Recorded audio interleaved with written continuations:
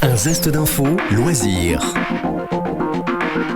Installons-nous désormais dans une salle obscure du cinéma à présent avec Thomas Fleischer. Il nous présente son film coup de cœur de la semaine, Modern Love.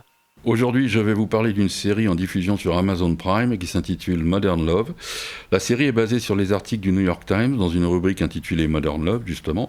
En fait, c'est l'exploration des différentes facettes de l'amour ou plus généralement des relations humaines. Pour donner un aperçu de quoi il retourne, on aura par exemple une journaliste qui interviewe un jeune roi du net sur sa vie sentimentale. Cette interview va à la fois bouleverser la vie du jeune homme, mais également celle de la journaliste. On aura la relation père-fille très mimi entre une jeune femme célibataire et enceinte et le portier de son immeuble, celle d'un couple qui arrive à un tournant de leur vie et s'interroge sur la suite. On aura encore les amours compliqués d'une jeune femme bipolaire, le hasard d'une rencontre dans un café qui se terminera à l'hôpital après une chute sur un verre de martini, ou encore un couple gay qui offre l'hospitalité à une jeune mère porteuse. La saison 1 se passe essentiellement à New York. En cela, on est un peu dans l'esprit des Woody Allen des années 70, genre Annie Hall ou Manhattan.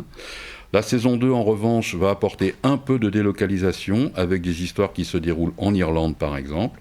On est dans un format 30 minutes, c'est très musical. Les bandes-son accompagnant chacun des épisodes le font de manière très intelligente.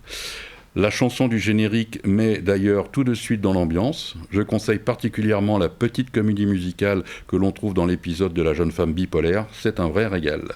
Côté comédien, on a du lourd, puisqu'on va retrouver des gens comme Andy Garcia, Anna Thaoué, Andrew Scott. Pour ceux qui ne verraient pas de qui on parle, je renvoie à la série Fleabag, toujours sur Amazon Prime, Sofia Boutella, ou même encore le chanteur Ed Sheeran.